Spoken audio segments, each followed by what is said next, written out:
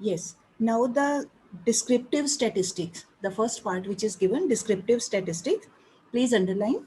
It refers to those methods which are used for collection, presentation, as well as analysis of data. These refer to, yeah, these are related to such estimations as measurement of central tendency, measurement of dispersion, correlation, etc. Only up to this part. Okay? Only this much is to be learned. I just tell what is the meaning of this. And next heading, inferential statistics. It's first line. I speak. Inferential statistics refers to all such methods by which conclusions are drawn relating to the universe or population on the basis of a given sample. ठीक है, अब इसका meaning क्या है? Both these terms, descriptive means describe करना, explain करना. तो now इसमें what do we study, scope या सब्जेक्ट मैटर का मीनिंग होता है कि what are we going to study in the subject of statistics. हमने क्या पढ़ना है इन दिस सेशन, हमारे सिलेबस में what are we going to study in the subject of statistics. तो जो भी हमारे चैप्टर्स हैं, from that angle if we see all the chapters of the this statistics book, they are the subject matter of statistics. आगे जितने भी lessons हम लोग करेंगे, आपको कुछ भी याद ना हो तो आप you can write the names of the chapters कि हमने ये काम करना है. ठीक है, तो उसमें मेनली आ जाते हैं मीन्स जो मेथड्स यूज़ करते हैं प्रेजेंटेशन के लिए या एनालिसिस के लिए या आगे इंटरप्रिटेशन के लिए, तो उसमें नाम आ जाते हैं. This we are going to do in the session. Measures of central tendency, mean median mode. आगे एक और होते हैं मेयर्स ऑफ डिस्पर्शन, एक और होता है measures of correlation. All these we are going to do in this session. So here right now we don't have to explain their meanings or methods, we just have to write their names. ठीक है, भी हमने ये काम करना है. And secondly होता है जो इन्फरेंशियल स्टैटिस्टिक्स, उसका मीनिंग होता है, ये भी हमारा एक नेक्स्ट चैप्टर है, सेंसस एंड सैंपल सर्वे करके एक चैप्टर है. तो इसमें क्या करना है हमने, इन्फरेंशियल होता है इन्फ्रेंस निकालना, मीन्स किसी चीज़ से किसी बात का कंक्लूजन निकालना. अब वो कैसे, जैसे out of a given population we take some sample of few items. जैसे let me give a very easy and interesting example. आप घर में कोई खीर बनी है मान लो आपके हैं, तो आप उसमें से जो बनाई है उसमें से एक स्पून लेके खा के देख लेते हो कि शुगर ठीक है, मीठा ठीक है कि नहीं ठीक है, कच्ची है कि पक्की, अभी बनी कि नहीं बनी. तो you have taken one spoon. On the basis of that taste of that spoon, जो भी आपने खीर खाई है, whatever thing you want to eat, कोई भी सब्जी है या कुछ भी है, तो आप उसकी हेल्प से आप एक चम्मच खा के यू ड्रॉ द कंक्लूजन कि हाँ जी ये चीज़ बन गई है, खीर बन चुकी है या वेजिटेबल सब्जी जो भी है वो बन चुकी है, दाल बन चुकी है, अब हम इसको खा सकते हैं. Means you have not eaten whole of the pan, या कुकर में बनाया या जो whatever utensil has been used. तो जो भी पैन में बनाई हुई है सब्जी, पूरी की पूरी नहीं खाते हो आप, वो तो सारी फैमिली के लिए. You have taken just one spoon to taste, तो उसी से आपने पता लगा लिया, आपने कंक्लूजन निकाल दिया. This type of estimation is also done in statistics, means out of the total population, population यहाँ पर doesn't mean human population, population means total of all the items, जो भी हम बातें पढ़ रहे हैं उस सब का टोटल. तो उसमें से कुछ एक चीज़ों को लेके हम उससे कंक्लूजन निकाल लेते हैं, that is called inferential statistics. जैसे let me give one more example. जैसे कोई बंदा बीमार होता है, कोई पर्सन, तो हम ब्लड टेस्ट करवाते हैं. तो ब्लड टेस्ट करवा के हार्डली दे टेक, लैब में जाते हैं लेबॉर्ट्री में, तो वहाँ पर हार्डली एक ड्रॉप लेते हैं ब्लड की, एक या दो ड्रॉप्स लेते हैं, उसको टेस्ट कर लेते हैं. ये तो नहीं कहते कि चलो आ जाओ तुम्हारा सारा ब्लड निकाल दें फिर देखते हैं क्या बीमारी है, ऐसा तो नहीं करते, है ना. एक दो जो ब्लड की ड्रॉप्स हैं उसी की हेल्प से जो रिसर्च करने वाला पर्सन है या जो भी चेक करता है उसी की हेल्प से कंक्लूजन निकाल लेता है भी हाँ जी क्या कोई बीमारी है क्या नहीं है. तो इन्फ्रेंस करना मतलब कंक्लूजन निकालना. तो इस तरह के भी मेथड्स यूज़ किए जाते हैं स्टैटिस्टिक्स में, और जो ऊपर दिए हुए हैं मीन मीडियन मोड टाइप के, फॉर्मूला टाइप के, वो भी मेथड यूज़ किए जाते हैं. ठीक है, तो यहाँ पर we just have to learn the definition only, hardly 1 or 2 lines, not more than that. ठीक, उसके बाद आ जाइए. Now then I sent 1 or 2 pics in your class group, if possible you can take out those. उसमें एक दिया था आपको इम्पॉर्टेंस ऑफ स्टैटिस्टिक्स और एक दिया था फंक्शंस ऑफ स्टैटिस्टिक्स. ठीक है, तो अब हमने वो कर लेना है जल्दी से. इम्पॉर्टेंस का मतलब है कि what is the importance, means significance. Like as I ask you one question, what is the importance of pen which is lying in your hands, तो आप क्या कहोगे भी जी मैम पेन की हेल्प से मैं अपनी पढ़ाई लिखाई कर सकता हूँ, मैं लिख सकता हूँ, ज़रूरी बात को नोट कर सकता हूँ, यही पेन की इम्पॉर्टेंस है. अगर मैं कहूँ कि what is the importance of book in your hands, तो आप कहोगे जी मैं बुक से देख के पढ़ सकता हूँ, I can study with the help of book, knowledge बढ़ा सकता हूँ, है ना। तो हर एक चीज़ की इंपॉर्टेंस है, तो ऐसे ही स्टैटिस्टिक्स की भी कुछ इंपॉर्टेंस होगी, इसका भी कोई हमारे, अगर हम पढ़ते हैं तो इसकी कोई अहमियत होगी, that's why we are studying. Now we have to cover those points very briefly, details are not required, brief points are to be done. First है फॉर्मुलेशन ऑफ इकोनॉमिक लॉज। मैं ये वाले पॉइंट आपके अपनी वाली बुक में से नहीं करने, now these points are to be done which I have sent in your class group, ठीक है, वहाँ से आपने करना है। तो इकोनॉमिक लॉज की फॉर्मुलेशन क्या होती है? फॉर्मुलेशन मीन्स टू फॉर्म, बनाना, टू मेक। तो अब इकोनॉमिक लॉज क्या होते हैं? इकोनॉमिक लॉज का मतलब वो लॉज जिनको हम वेरीफाई कर सकते हैं, जिनको हम चेक कर सकते हैं, जो मेजोरिटी के ऊपर इम्प्लीमेंट होते हैं। जैसे वी कैन से जिनको यूनिवर्सली हम चेक कर सकते हैं। If you remember we have done very one topic in first chapter of micro economics, उसमें क्या था? नॉर्मेटिव इकोनॉमिक्स, और एक किया था पॉजिटिव इकोनॉमिक्स, याद है? एक शुरू में किया था पॉजिटिव इकोनॉमिक्स। तो उसमें पॉजिटिव में क्या किया था? ऐसी बातें, that type of things which can be checked, which can be verified, जिनका हम प्रूफ चेक कर सकें, ऐसी बातों को पॉजिटिव इकोनॉमिक्स कहते हैं। तो जैसे यहाँ पर है इकोनॉमिक लॉज होते हैं वो लॉज जो नॉर्मली सब लोगों के ऊपर लागू होते हैं। जैसे for example law of demand, तो ये हम आगे भी करेंगे। लॉ ऑफ डिमांड का मतलब होता है कि when price of a commodity is high, तो generally we people consume less, we buy less of that commodity.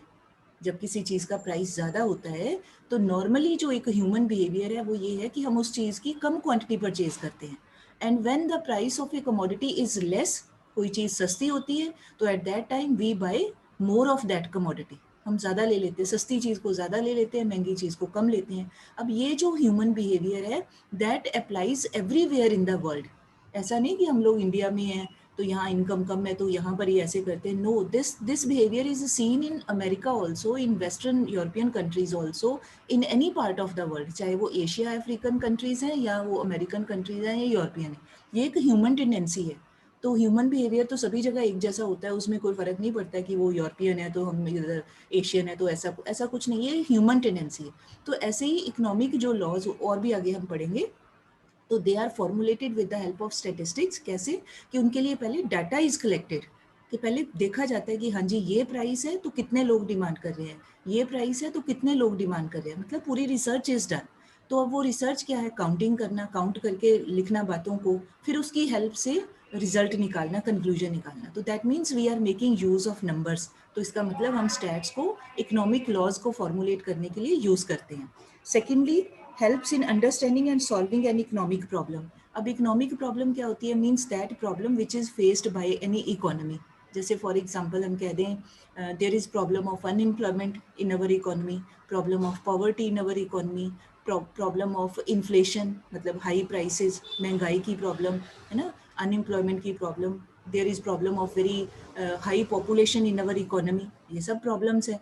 तो इन प्रॉब्लम्स को फाइंड आउट करने के लिए and to find their solution, statistics help. अब कैसे? जैसे हम कहते हैं there is very high high unemployment in our country, तो how do we come to know? हमें कैसे पता चला? हु हैज टोल्ड अस कि हाई अनएम्प्लॉयमेंट है? इसका मतलब that means firstly the number of unemployed people would have been counted, उनकी काउंटिंग की गई होगी, उनसे पूछा गया होगा हाँ भाई तुम काम करते हो, तुम्हें काम मिला है कि नहीं मिला है, आर यू वर्किंग समवेयर, क्या पढ़ाई लिखाई है? अगला कहता है नहीं जी मैं पढ़ा लिखा हूँ बट मुझे काम नहीं मिल रहा, तो उसको नोट किया जाता है, मतलब somewhere that information is recorded. ऐसे ही जब सब लोगों से पूछा जाता है, मान लो 100 लोग किसी लोकेलिटी में रहते हैं, तो उसमें से मान लीजिए 20 लोग अनएम्प्लॉयड हैं, तो पहले 100 लोगों से पूछा जाएगा भी आप काम कर रहे हो, आर यू वर्किंग और नॉट, अगला बताएगा, उसको नोट किया जाएगा, फिर काउंट किया जाएगा कि how many people are not working, तो फिर वो नंबर काउंट करके पता चलता है 20 लोग हैं जिनके पास काम नहीं है। तो इसका मतलब हमने क्या किया? We have made use of the numbers, count किया, नंबर लिखे, फिर हमने एक कंक्लूजन निकाला। तो that means we are making use of statistics. मतलब जब भी हम काउंटिंग करते हैं, गिनती करते हैं किसी चीज़ को न्यूमेरिकली लिखने के लिए, एक्सप्रेस करने के लिए, वी यूज़ ऐसे ही पॉवर्टी, ऐसे ही इन्फ्लेशन, ऐसे ही और बहुत सारी प्रॉब्लम्स।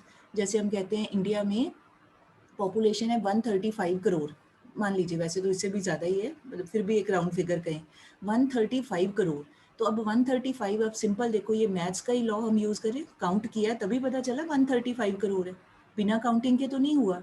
तो इसका मतलब हम लोग गिनती कर रहे हैं, काउंट कर रहे हैं, स्टैटिस्टिक्स को यूज़ कर रहे हैं, ठीक है। नेक्स्ट है स्टडीज ऑफ मार्केट स्ट्रक्चर्स। अब मार्केट स्ट्रक्चर ये क्या होता है, ये हम आगे करेंगे in our micro economics. Last में जाके we have to study these chapters related to market. जो हम मार्केट में जाते हैं ना बेटे, ये कई टाइप की मार्केट्स होती हैं। अभी मैं सिर्फ I am telling the names, what are their details, those will be done in the later part of the session, अभी उसकी रिक्वायरमेंट नहीं है। तो एक मार्केट फॉर्म का नाम हो, मतलब मार्केट कोई अलग अलग जगह नहीं होती है, उसके फीचर्स के बेसिस के ऊपर उनको नाम दिया जाता है। जैसे एक कहा जाता है perfect competition, one is called monopoly, one is called monopolistic competition, one form of market is called oligopoly, another form is called डिओपोली। ये सब अलग अलग तरह की मार्केट्स हैं, क्या होती हैं, those we will do later, फिर से कह रही हूँ, ठीक है। तो इनके बारे में भी जो स्टडी है that is done with the help of statistics, ठीक है। इसी से पता चलता है हमें कि यहाँ पर कौन से फीचर्स हैं, उसको काउंट किया जाता है, उसकी हेल्प से डिस्क्राइब किया जाता है। देन नेक्स्ट है एस्टेब्लिशिंग मैथमेटिकल रिलेशन।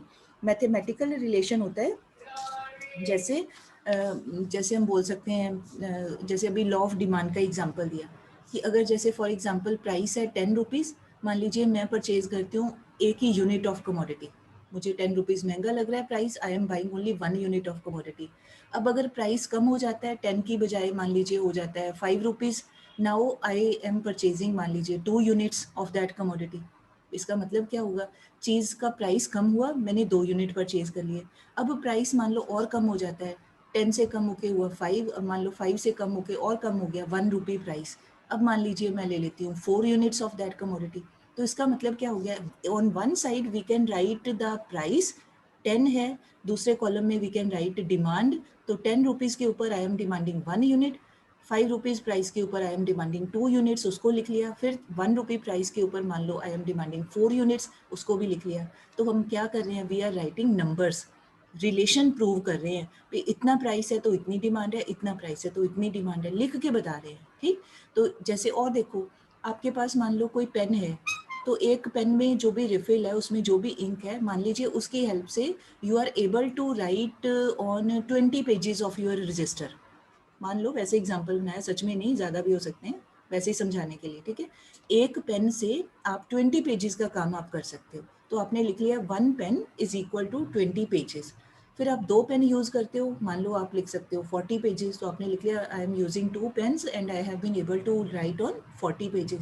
तो आप क्या कर रहे हो, आप लिख ही रहे हो ना, आप दिमाग, लिखने का मतलब ये नहीं होता कि every time we write with the help of pen and notebook, मतलब we are just calculating in our mind. तो हम अंदाज़ा लगा लेते हैं कि अगर मेरे पास 2 पेन हैं, तो with the help of 2 pens I can write on 40 pages of my register, मेरा इतना काम हो जाएगा। या मेरे एक पेन से मैं पेपर देने जा रहा हूँ, तो एक पेन से मेरा पेपर का सारा लिखने का काम हो जाएगा। तो हम ये क्या कर रहे हैं, we are just trying to prove mathematical relation, इतना ये होगा तो उसके इफेक्ट के तौर पे इतनी ये चीज़ हो जाएगी, इतना ये चीज़ होगी तो उसके रिजल्ट के तौर पे ये चीज़ हो जाएगी। तो हम आपस में चीज़ों का रिलेशन एक्सप्लेन करते हैं, ठीक। तो जैसे मान लीजिए 1 kg मिल्क, 1 लीटर आप मिल्क लेते हो और फैमिली में है 5 मेंबर्स, तो इक्वली डिवाइड करना हो, 1 किलो है मान लो दूध है, 5 मेंबर्स हैं, तो आप 200 ग्राम हो जाएगा 5 लोगों को, 1000 ग्राम होते हैं ना, 1000 ग्राम डिवाइडेड बाय 5, 200 ग्राम। हर एक फैमिली मेंबर के हिस्से में आया 200 ग्राम ऑफ मिल्क। तो आपने ये क्या किया है, आपने मैथमेटिकली एक्सप्लेन किया, डिवाइड करके आपने निकाल लिया। मतलब हम ऐसे मैथमेटिकली भी चीज़ों की स्टडी करते हैं, स्टैटिस्टिक्स में ये सारा कुछ आता है, ठीक है। सो दिस वाज, अच्छा I have not shown the slide, just a second, ये हम लोग कर रहे थे, ठीक है। तो दिस वाज द इम्पॉर्टेंस, और इसी को कह देते हैं यूजेस, चाहे यूजेस वर्ड आ जाए और importance word, both mean the same. तो these points are to be given, please avoid the points which are given in the book, they are very lengthy and complex, no need to learn them, we can make use of these points, simple and easy to learn, ठीक है, meaning वही है सबका। Next है importance, ये वाला point एक और है स्पेशल, ये सेपरेटली भी this can come for 3 marks question की what is the importance of stats in economic planning. तो इकोनॉमिक प्लानिंग क्या होता है, इकोनॉमिक प्लानिंग का ये हम आप नेक्स्ट क्लास में करेंगे, you will do in 12th class, but अभी हम ऐसे समझ लें। तो इकोनॉमिक प्लानिंग का मतलब है जैसे we decide, we take care of our resources, and then we set one target and we try to fulfill that target, we try to accomplish that target in a fixed period of time।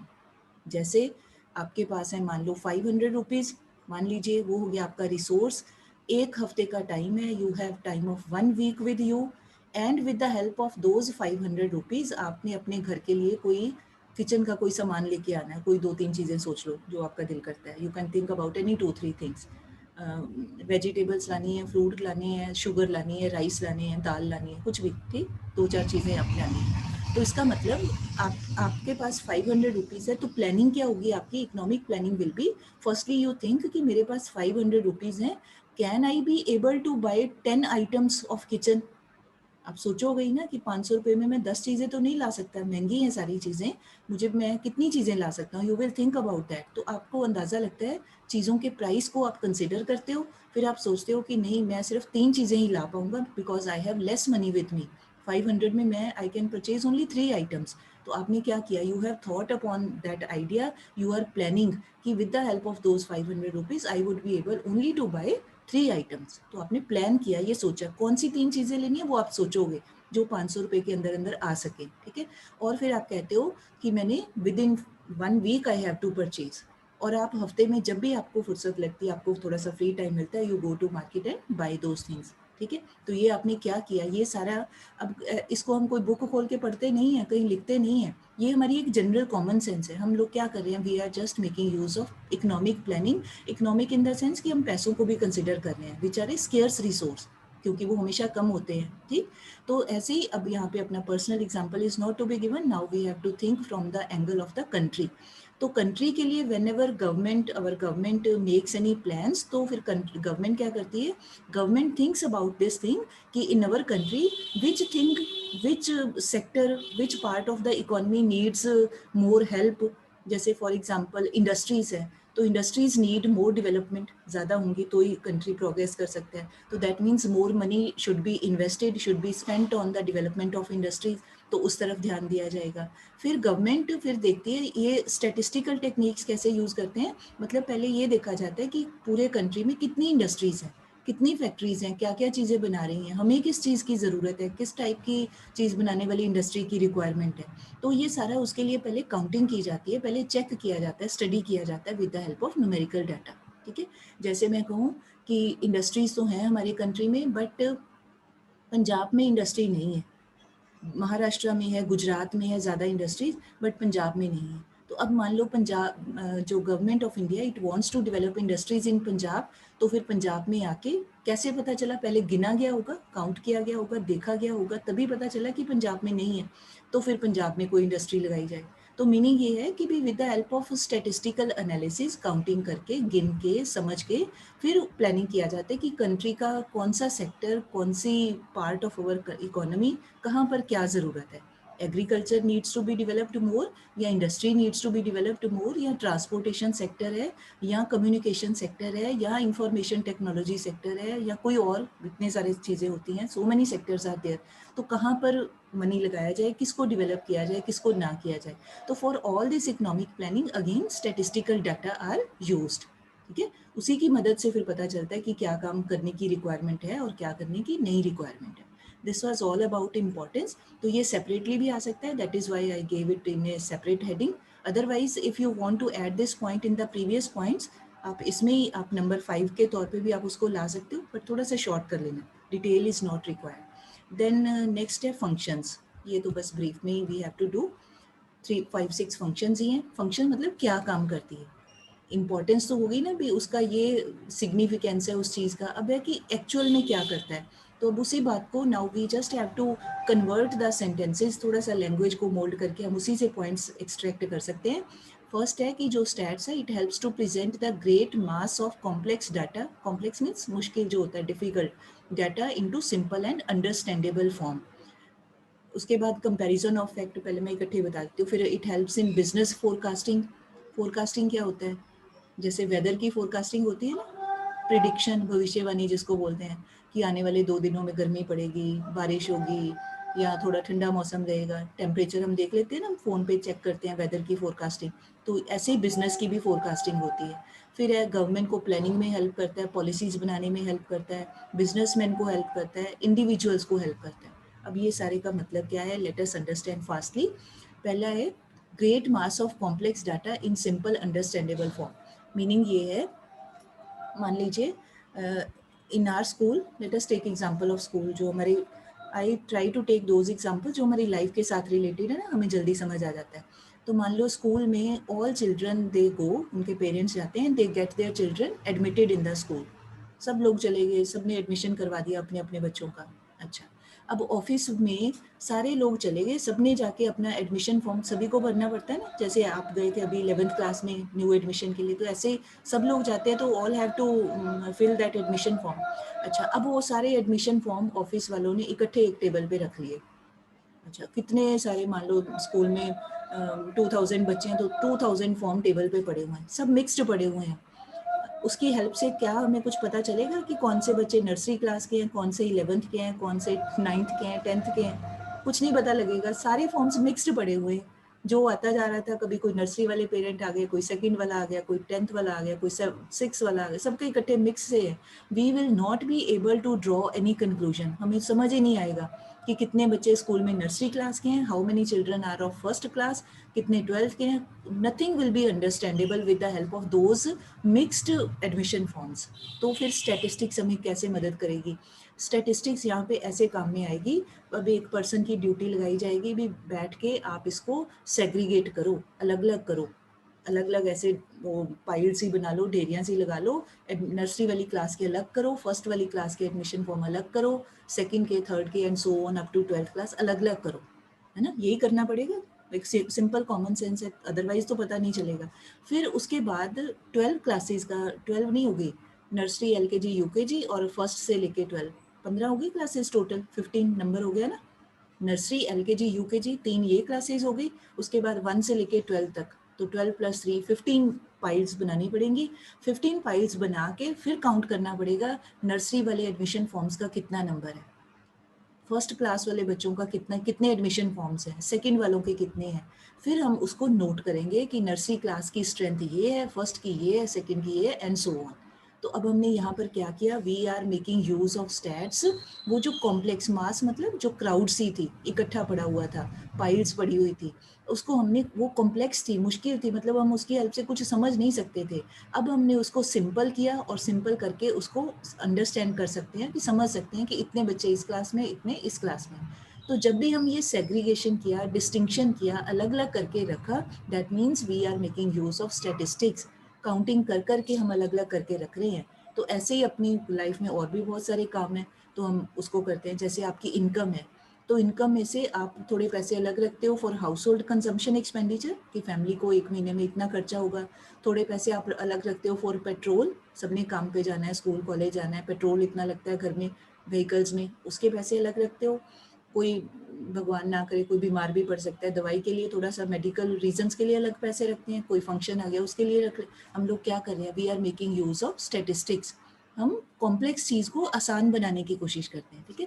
फिर ऐसे ही comparison, comparison का मतलब ये तो आप पहले भी किया था कल भी, placed in relation to each other. जैसे मार्क्स का कंपैरिजन कर सकते हैं, हाइट का कर सकते हैं, इनकम का कर सकते हैं, सेविंग का कंपैरिजन, कोई दो लोगों का, दो देशों का, दो स्टेट्स का, किसी का भी कर सकते हैं। तो हाइट का, वेट का, मतलब anything can be compared with the help of, anything का मतलब वो नहीं, क्वालिटेटिव नहीं, ये याद रखना है। क्वांटिटेटिव जो भी एस्पेक्ट होता है, जिसको गिना जा सकता है, ऐसी किसी भी चीज़ को जो कंपैरिजन है, that that can be done with the help of stats. फिर जो बिजनेसमैन होते हैं वो कैसे फोरकास्टिंग करते हैं, they forecast for the future with the help of previous trends. Previous trend क्या होता है, मान लो कोई बिजनेसमैन है, आप ही हो बिजनेसमैन, मान लो आपकी ब्लैंकेट्स की कोई फैक्ट्री है, ब्लैंकेट्स बनाने की। तो पिछले 5-6 सालों से आप देखते हो कि जी बहुत सर्दी पड़ रही है, हर बार आपके ब्लैंकेट्स की बहुत सेल होती है, हर बार ज़्यादा बिकते हैं। तो आप पिछले ट्रेंड को ध्यान में रख के आप अंदाज़ा लगाओगे कि पिछले 5-7 सालों से मेरी ब्लैंकेट्स की ज़्यादा सेल हो रही है, so I should manufacture more blankets. हो सकता है आने वाले साल में भी ज़्यादा, ट्रेंड मतलब आप पिछला ट्रेंड देख रहे हो, भाई आने वाले साल में भी ज़्यादा मुझे ब्लैंकेट्स की, I can need to, I will have to manufacture more blankets, कि ज़्यादा ठंड पड़ेगी तो मुझे, मेरे ज़्यादा सेल होगी तो मुझे बनाने चाहिए। आप मतलब एक अंदाज़ा लगाना, तो इसका मतलब आप फोरकास्टिंग कर रहे हो। अब कोई बिजनेसमैन है, उसको लगता है कि पिछले सालों में फ्लक्चुएशंस रही हैं वेदर में, ज़्यादा ठंड नहीं पड़ी है, ज़्यादा ब्लैंकेट्स की डिमांड नहीं हुई। हो सकता है वो सोचे कि नहीं, मुझे अगले सीज़न के लिए कम ब्लैंकेट्स बनाने चाहिए क्योंकि इतनी सर्दी नहीं पड़ रही है। मतलब अगला अपने अंदाजे से सोच रहा है। तो every person, every businessman can think, he और शी कैन फोरकास्ट, सोच सकता है on the basis of previous years trends. पिछले सालों के अंदाज़ों को, ट्रेंड मतलब उनके अंदाजे देख के, एस्टिमेशंस देख के भी कैसे कैसे हुआ था, उसकी हेल्प से अगले साल के लिए भी कोई प्रिपेयर कर सकता है, अपने माइंड में अपनी प्लानिंग को सोच सकता है। फिर ऐसे ही ये मैंने पहले बताया, गवर्नमेंट जो प्लानिंग करती है, इकोनॉमिक प्लानिंग करती है, या कोई भी डेवलपमेंट की पॉलिसीज़ कि कंट्री में क्या करना चाहिए क्या नहीं करना चाहिए, उससे रिलेटेड भी पहले data are studied, data are collected, numerical data collect करते हैं, उसकी स्टडी करते हैं, फिर उससे पता लगाते हैं कि we should go for this planning और not, we should make this policy और नॉट, सोचना पड़ता है। ठीक है, फिर ऐसे ये और ये दोनों इकट्ठी हैं बेटे, आप इकट्ठा भी कर सकते हो। ये third and fifth point, helps businessman to plan their future activities and forecasting. We can combine these 2 points, एक ही बात है, दोनों का मतलब एक ही है। And last one is enlarges, enlarges मतलब वाइडन्स, बड़ा करती है क्या, इंडिविजुअल नॉलेज एंड एक्सपीरियंस, कि आफ्टर रीडिंग और स्टडिंग स्टैटिस्टिक्स हमारा जो एक नॉलेज का लेवल होता है वो बढ़ता है, हमारा एक्सपीरियंस गेन करते हैं। जैसे we can say like up to 10th class you have not studied about anything about this economics in detail like this, है ना, थोड़ा सा ही पढ़ा था, ये स्टैट्स के बारे में नहीं पढ़ा था। तो अब आप ये लेसन पढ़ रहे हो, आपको थोड़ी बहुत बातें तो पता चली है ना, थोड़ी तो जानकारी हुई है कि स्टैट का फंक्शन क्या है, इसका काम क्या है, क्या होता है इसमें, क्या नहीं होता है। That means we have added something to our knowledge. तो ऐसे ये तो अभी थ्योरी का लेसन है, आगे हम जब न्यूमेरिकल वाला पार्ट करेंगे, प्रैक्टिकल पार्ट करेंगे, तो we will come to know कि हम कैसे एवरेज निकाल सकते हैं, how can we find mean, how can we find median, mode, dispersion, आगे correlation, so many other things are there. तो how can we make use of those theoretical things. एक तो होता है ना फॉर्मूला लिखा है, दूसरा होता है उस लिखे हुए फॉर्मूला को अप्लाई करके सम को सॉल्व करना। तो मतलब हम लिखी हुई बात को फिर एप्लीकेबल करते हैं। जैसे आपने नर्सरी क्लास में ABC सीख ली, है ना, नर्सरी LKG में, जूनियर क्लासेस में अल्फ़ाबेट्स सीख लिए। अल्फ़ाबेट्स सीखने का आप आज आपको फ़ायदा हो रहा है, being in 11th class? Are you getting any benefit of the knowledge of those alphabets in 11th class या और आगे की क्लासेस? फ़ायदा हुआ है ना। अभी आप पेपर लिखते हो, आप कुछ काम करते हो, तो आप इंग्लिश में व्हेन यू राइट, तो that means you are making use of that knowledge which you gained in nursery class. उसी की मदद से आप सेंटेंस बना पाते हो। तो ऐसे ही स्टैटिस्टिक्स में जो भी फॉर्मूलाज नॉलेज हम पढ़ते हैं, later on we make use of that knowledge in our practical life also. तो हमारा एक्सपीरियंस बढ़ता है, हमारा नॉलेज, हमारा ज्ञान बढ़ता है। ये सारा इसके फंक्शंस है। ठीक है जी। So with this we come to an end of this chapter. यहाँ पे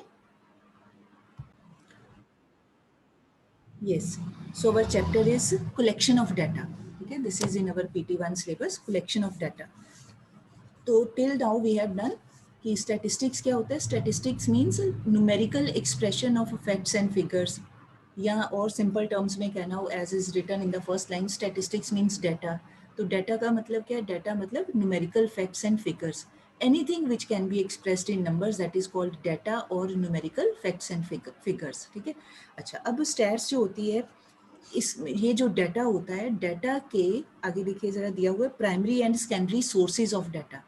तो पहला हमारा क्वेश्चन आता है, let me try to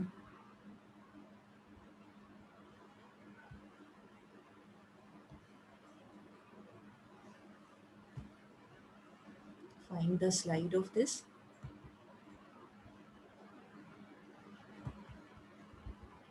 yes, ये दिया हुआ है secondary, primary and secondary sources of data. तो पहला है सोर्स ऑफ डाटा, कि ये हमें जो फैक्चुअल इंफॉर्मेशन है, जो न्यूमेरिकल हमें इंफॉर्मेशन मिलती है, वो डाटा हमें मिलता कहाँ से। तो इट हैज़ टू सोर्सेज, दो जगह से हमें मिल सकता है। One is called primary source, one is called secondary source. अच्छा, अब इसका मीनिंग क्या है, like let us take one example, एक मिनट में आपको क्लियर होगा। Like I I am your class teacher, सबको पता है ना। तो अच्छा, मैंने I want to collect your Aadhaar numbers.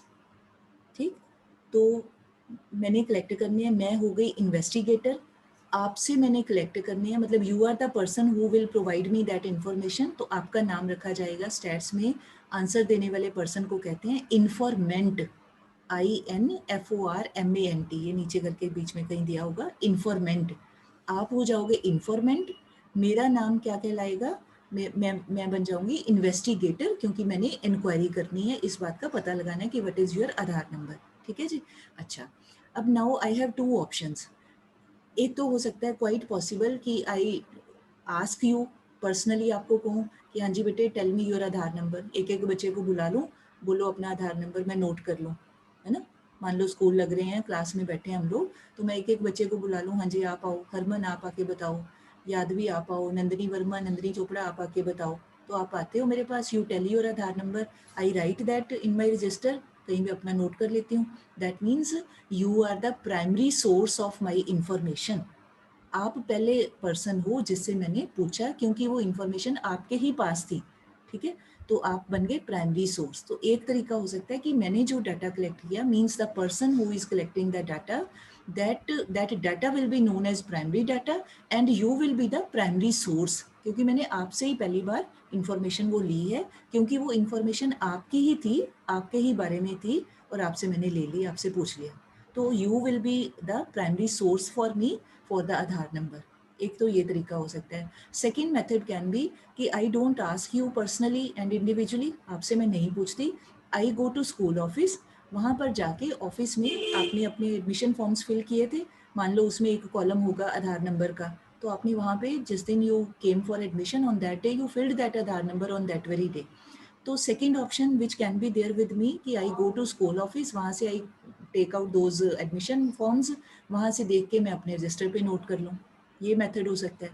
तो अगर मैं वहाँ पर जाके करती हूँ फ्रॉम द स्कूल ऑफिस, तो that will B secondary source for me, वो मेरे लिए एक सेकेंडरी सोर्स कहलाएगा। Secondary source in the sense कि भी मैंने आपसे नहीं पूछा, आपकी इंफॉर्मेशन थी but I didn't ask you, मैंने आपने जिसको पहले ऑफिस में दी हुई है दैट इंफॉर्मेशन, मैं वहाँ से जाके ले लेती हूँ, तो then it will be known as secondary source. Are you getting my point? समझ आ रहा है बेटे? ठीक है, जिसके बारे में इंफॉर्मेशन थी ओरिजिनली जिससे अगर हम कलेक्ट करते हैं वो हो गया प्राइमरी सोर्स। अगर हम ओरिजिनली पर्सन से नहीं लेते हैं, उसने वो इंफॉर्मेशन ऑलरेडी किसी को दी हुई है and we collect from that second person, तो then it is called secondary source. ठीक, तो अब इसी से जो प्राइमरी सोर्स होता है, now see on the next page, जो प्राइमरी ये आपने एक एक लाइन अंडरलाइन कर लेनी है, ठीक है। तो जो प्राइमरी सोर्स से मिलने वाला डाटा होता है that is called first hand information, और जो सेकेंडरी सोर्स से डाटा मिलता है, हमें इंफॉर्मेशन मिलती है, दैट इज कॉल्ड सेकेंडरी या सेकेंड हैंड इंफॉर्मेशन। ठीक है, आपसे मैंने पूछा तो वो इंफॉर्मेशन कहलाएगी फर्स्ट हैंड इंफॉर्मेशन, पहली बार ही पूछा है आपसे। अगर मैं ऑफिस से कलेक्ट करती हूँ then it will be known as second hand information, क्योंकि वो मुझे किसी दूसरे बंदे से मिली है, दूसरी एजेंसी से या ऑर्गेनाइजेशन से या ऑफिस से, कुछ भी नाम दे दें, वहाँ से मिली है। ठीक, अच्छा, तो अब जो प्राइमरी सोर्स से मिलता है डाटा उसका नाम होता है primary data. You can see, ये आगे दिया हुआ ना, प्राइमरी एंड सेकेंडरी डाटा। तो अभी हमने इसी को डिटेल में करना है कि जो डाटा हमें प्राइमरी सोर्स से मिलता है that is named as primary data, and the data which we get from secondary source, किसी सेकेंड हैंड से सोर्स से मिलता है, that is called secondary data. तो अब डेफिनेशन क्या बन गई, उसी की हेल्प से डेफिनेशन वी कैन फॉर्म। तो you can underline this first lines, important है ये, and interesting also and easy also, easy to learn. तो क्या है ये, you can underline, data collected by investigator for his own purpose for the first time from beginning to end are called primary data, these are collected from the source of origin. यहाँ तक underline करना है, rest you can read, अभी मैंने explain नहीं किया है, that will be explained tomorrow because hardly 1 minute is left, I won't be able to explain properly. So thank you all.